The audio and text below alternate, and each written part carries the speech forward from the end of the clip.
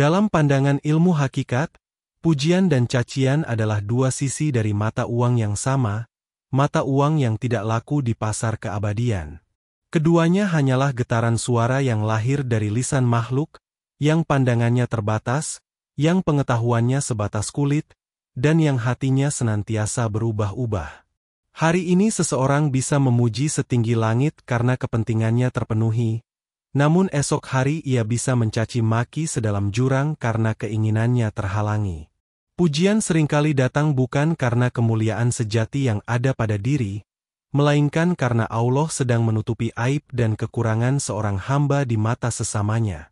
Seorang arif billah, insan yang telah mengenal Allah, menyadari betul ilusi ini. Ia tidak tertipu oleh indahnya pujian, sebab ia tahu pujian itu hakikatnya kembali kepada Allah yang telah memperindahnya. Ia pun tidak goyah oleh pedihnya cacian, karena ia sadar bahwa cacian itu tidak akan bisa mengurangi sedikitpun nilainya di sisi Allah. Baginya, suara-suara itu laksana gema di sebuah lembah yang luas, terdengar sesaat lalu lenyap di telan keheningan. Keheningan itulah yang ia cari, yaitu keheningan batin yang hanya terkoneksi dengan getaran zikir dan kesadaran akan pengawasan ilahi. Benteng jiwa seorang hamba yang telah mencapai makam ini begitu kokoh. Ia tidak dibangun dari batu bata kesombongan atau arogansi, melainkan dari fondasi tauhid yang murni. Ia memandang pujian sebagai ujian keikhlasan dan kerendahan hati.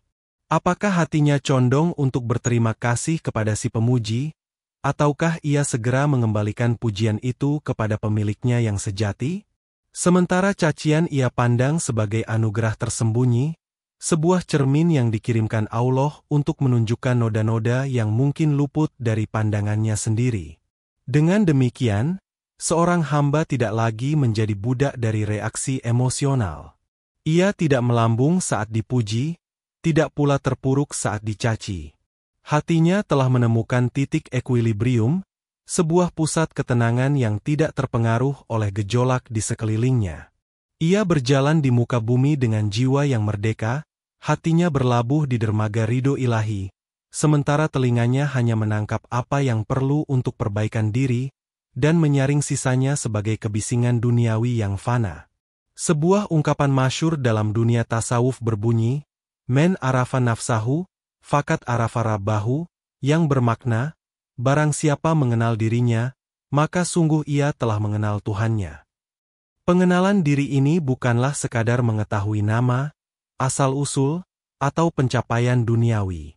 Ini adalah sebuah penyelaman ke dasar jiwa untuk menemukan hakikat sejati diri sebagai seorang hamba. Seseorang yang telah sampai pada pengenalan ini akan menyadari dengan seyakin-yakinnya akan kefakiran, kelemahan, dan ketiadaan daya upaya dirinya di hadapan keagungan Allah. Ketika seorang hamba telah benar-benar mengenal dirinya sebagai makhluk yang syarat dengan kekurangan, pujian dari manusia akan terasa ganjil dan tidak pada tempatnya. Bagaimana mungkin seonggok tanah liat yang penuh aib ini pantas menerima sanjungan? Sanjungan itu hanya pantas bagi Sang Maha Sempurna yang telah menutupi aib-aibnya dengan selendang kasih sayangnya. Kesadaran ini secara otomatis akan memadamkan api kebanggaan sebelum ia sempat berkobar di dalam dada. Pujian justru akan membuatnya semakin menunduk, merasa malu di hadapan Allah. Sebaliknya, saat cacian dan hinaan datang menghampiri, ia akan menerimanya dengan kelapangan. "Memang inilah aku," bisik hatinya. Seorang hamba yang penuh dengan cela, bahkan apa yang mereka katakan tidak seberapa dibandingkan dengan aib-aibku yang hanya diketahui oleh Allah. Cacian tidak lagi melukai, karena ia tidak lagi memiliki citra diri yang rapuh untuk dipertahankan. Ego yang biasanya terluka oleh kata-kata tajam telah terkikis oleh pengakuan akan kehinaan diri di hadapan Sang Maha Mulia. Kemerdekaan sejati lahir dari pengenalan diri ini. Jiwa tidak lagi terbelenggu oleh ekspektasi dan penilaian orang lain. Ia bebas untuk menjadi hamba Allah seutuhnya, tanpa perlu memakai topeng kesalehan untuk mendapat pujian, atau merasa takut berbuat kebenaran karena khawatir akan cacian. Fokusnya bergeser dari apa kata manusia menjadi Apa pandangan Allah? Inilah gerbang menuju kebebasan spiritual, di mana seorang insan tidak lagi hidup dalam bayang-bayang citra, melainkan hidup dalam cahaya hakikat. Ikhlas adalah ruh dari segala amal. Tanpa ikhlas, amal ibadah hanyalah jasad tanpa nyawa, sebuah pertunjukan di panggung dunia yang tidak tercatat nilainya di neraca akhirat. Para sufi mendefinisikan ikhlas sebagai pemurnian niat semata-mata untuk Allah, membersihkan amal dari segala campuran motif duniawi, termasuk keinginan untuk dilihat, didengar, atau dipuji oleh sesama makhluk. Orang yang ikhlas adalah ia yang menjadikan Allah sebagai satu-satunya penonton dan penilai atas segala perbuatannya. Ketika hati seorang hamba telah terbenam dalam samudra ikhlas, maka segala suara yang datang dari daratan makhluk akan menjadi sayup dan tak berarti. Pujian manusia tidak akan membuatnya gembira, karena ia tahu bahwa amalnya belum tentu diterima di sisi Allah. Apa gunanya tepuk tangan penonton jika sang sutradara agung tidak berkenan? Kegembiraan sejatinya hanya akan hadir jika kelak ia mendapati amalnya diterima dengan ridhonya. Pujian di dunia justru menjadi beban dan ujian, karena berpotensi mengotori kemurnian niat yang telah ia perjuangkan. Demikian pula, cacian manusia tidak akan membuatnya bersedih atau goyah. Cacian itu tidak dapat mengurangi nilai amalnya sedikitpun di hadapan Allah, selama amal itu dilandasi oleh niat yang lurus. Ia seumpama seorang pedagang yang telah melakukan transaksi langsung dengan sang raja. Cemoohan dari para pengamat di pasar tidak akan membatalkan transaksi yang telah sah. Fokusnya adalah pada keabsahan transaksi spiritual antara dirinya dengan Tuhannya, bukan pada komentar-komentar mereka yang tidak terlibat dalam perjanjian agung tersebut. Seorang hamba yang ikhlas telah memindahkan mahkamah penilaian dari dunia ke akhirat. Ia tidak sibuk mencari pembenaran atau pengakuan dari manusia. Hatinya telah mantap bahwa satu-satunya persaksian yang ia butuhkan adalah persaksian Allah. Inilah keadaan di mana jiwa menjadi tenang, tidak lagi terombang-ambing oleh pasang surut penilaian manusia. Amal terus mengalir, ibadah terus berjalan, dalam sunyi maupun ramai, dalam pujian maupun cacian, karena motor penggeraknya bukanlah opini publik, melainkan cinta dan pengharapan kepada Allah semata. Dalam perjalanan tasawuf, terdapat sebuah makam atau tingkatan spiritual yang disebut fana. Secara harfiah, fana berarti lenyap atau sirna. Yang dimaksud dalam konteks ini adalah lenyapnya kesadaran akan diri sendiri, sang, aku, atau ego, karena tenggelam dalam kesadaran akan kehadiran Allah. Ini bukanlah lenyapnya wujud fisik, melainkan sirnanya ego yang menjadi sumber segala sifat tercela seperti kesombongan, kebanggaan diri, dan kepekaan terhadap penilaian makhluk. Pujian dan cacian hanya akan berpengaruh jika ada sang aku yang menerimanya.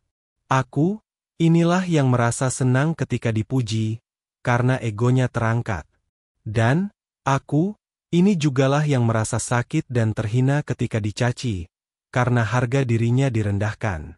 Namun, bagi seorang salik, penempuh jalan spiritual, yang telah mencapai gerbang fana, sang, aku, ini telah melebur laksana buih di tengah lautan. Kesadarannya telah dipenuhi oleh keagungan Tuhannya, sehingga tidak ada lagi ruang bagi dirinya sendiri. Ketika pujian datang, ia tidak merasakannya sebagai sanjungan untuk dirinya. Yang ia saksikan adalah keindahan perbuatan Allah yang tampak melalui dirinya. Ia hanyalah saluran, kuas di tangan sang pelukis agung. Maka, bagaimana mungkin kuas merasa bangga atas keindahan lukisan? Segala puji secara otomatis dikembalikan kepada sang pelukis. Kesadarannya telah fana dari memandang perbuatannya sendiri dan baka, kekal, dalam memandang perbuatan Allah. Begitu pula ketika cacian tiba. Siapakah yang dicaci? Jika sang aku telah sirna, maka cacian itu laksana anak panah yang melesat menuju ruang hampa. Tidak ada target untuk dilukai. Yang ada dalam kesadarannya hanyalah kehendak Allah yang sedang berlaku. Ia memandang orang yang mencaci sebagai alat di dalam genggaman takdirnya. Dengan demikian, hatinya tidak menyimpan kemarahan kepada alat tersebut, melainkan kembali kepada Sang Penggerak segala sesuatu. Inilah puncak kemerdekaan jiwa, di mana pujian dan cacian telah benar-benar menjadi sama saja, karena subjek yang merasakannya telah tiada, lebur dalam samudra keesaannya. Zuhud seringkali disalahartikan sebagai sekadar meninggalkan harta dan kemewahan dunia. Padahal, hakikat zuhud yang lebih mendalam adalah berpalingnya hati dari segala sesuatu selain Allah. Ini mencakup zuhud terhadap harta, zuhud terhadap pangkat, dan yang paling halus serta paling sulit, adalah zuhud terhadap penilaian dan perhatian manusia. Hadis Nabi Muhammad mengajarkan, zuhudlah terhadap apa yang ada di tangan manusia, niscaya manusia akan mencintaimu. Hidup dengan senantiasa mengharapkan pujian dan takut akan cacian, adalah sebuah bentuk perbudakan modern. Jiwa terpenjara dalam jeruji opini publik yang tak terlihat. Setiap langkah diukur, setiap ucapan ditimbang, bukan berdasarkan standar kebenaran ilahi, melainkan berdasarkan selera dan keriduan manusia yang selalu berubah. Kehidupan seperti ini sangat melelahkan dan menguras energi spiritual, karena seseorang akan terus-menerus berusaha menyenangkan semua orang, sebuah upaya yang mustahil tercapai. Seorang zahid, orang yang bersikap zuhud, sejati adalah ia yang telah memerdekakan hatinya dari penjara ini. Ia melepaskan ketergantungan hatinya pada validasi makhluk. Baginya, pujian manusia tidak menambah kemuliaan, dan cacian mereka tidak mengurangi kehormatan. Kemuliaan dan kehormatan sejatinya hanya bersumber dari Allah. Sikap inilah yang justru melahirkan kewibawaan dan rasa hormat yang tulus dari sesama, sesuai dengan janji Rasulullah. Melepaskan dunia opini ini adalah sebuah jihad batin yang besar. Seseorang harus berani untuk tidak populer, berani untuk disalahpahami, dan berani untuk berjalan sendiri di jalan kebenaran, asalkan ia yakin jalan itu diridau oleh Allah. Inilah zuhud tingkat tinggi, di mana hati tidak lagi mencari tepuk tangan dari penonton di dunia, karena ia sedang menantikan panggilan kemuliaan dari Raja di hari kemudian. Ketenangan yang lahir dari zuhud jenis ini adalah ketenangan yang hakiki, karena tidak dapat digoyahkan oleh badai fitnah maupun angin pujian. Bagi seorang musafir di padang pasir kehidupan, mata angin adalah penentu keselamatan. Tanpa arah yang jelas, ia akan tersesat dan binasa. Dalam perjalanan spiritual menuju Allah, satu-satunya mata angin yang benar dan tidak pernah salah adalah keridoannya.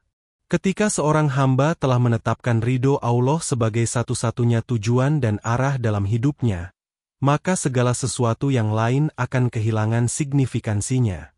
Setiap kali hendak berbuat atau berkata, pertanyaan utama dalam benaknya bukanlah, apa yang akan dikatakan orang, atau, apakah ini akan membuatku disukai?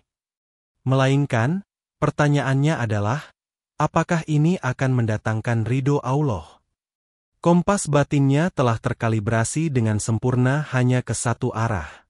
Pujian manusia adalah angin dari utara, cacian adalah badai dari selatan. Keduanya tidak akan mampu membelokkan arah kapalnya yang telah lurus menuju timur keridoan ilahi. Sikap ridho terhadap segala ketetapan Allah juga menjadi buah dari pencarian ridho ini.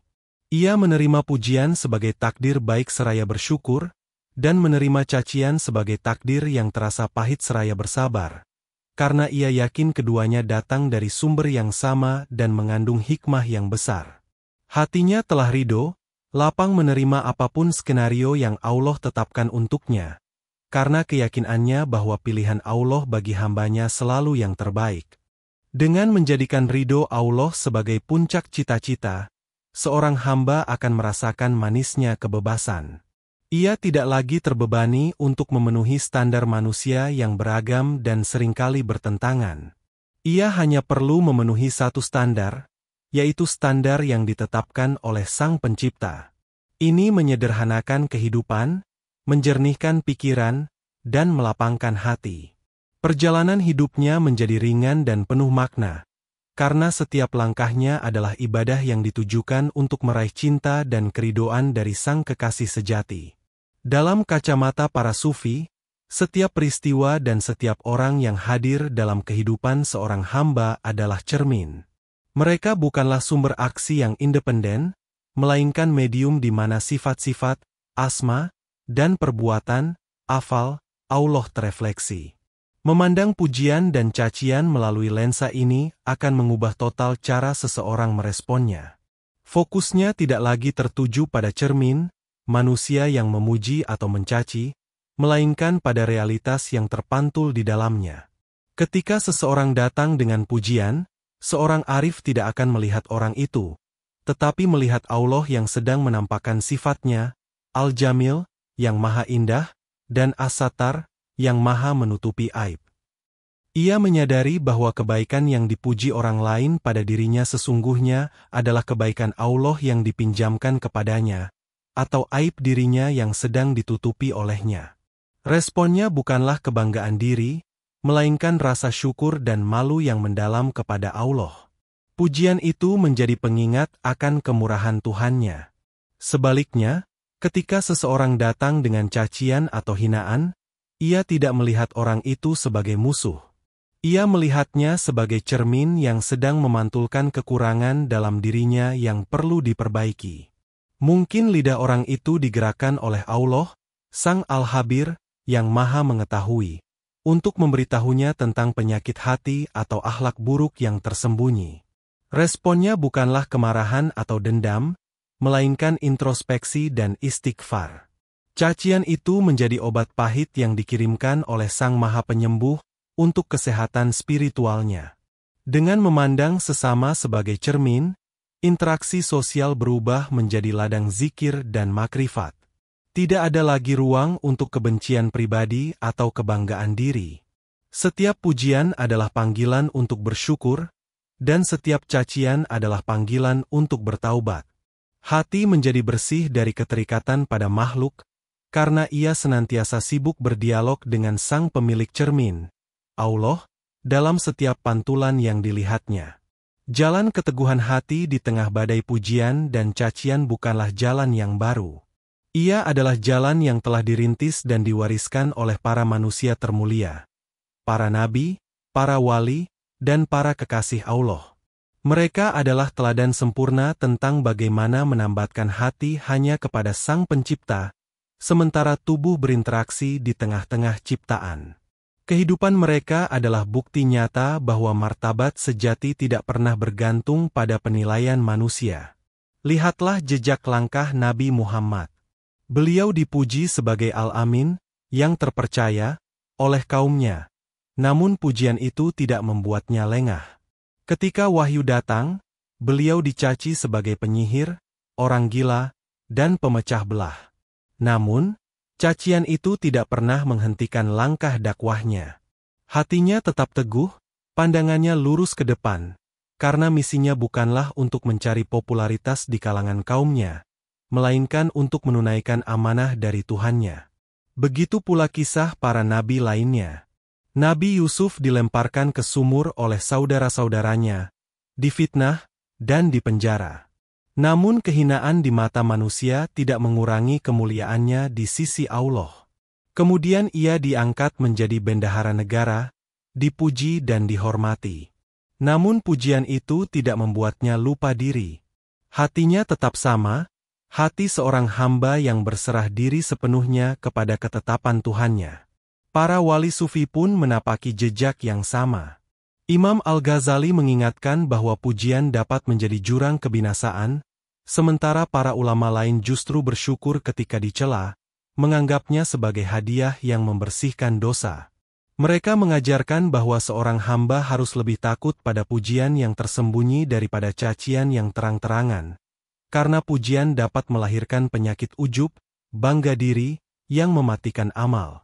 Kisah-kisah mereka menjadi pelita bagi para pejalan ruhani, menegaskan bahwa kemerdekaan jiwa dan keteguhan iman hanya akan tercapai ketika hati telah mati rasa terhadap sanjungan dan hinaan dunia.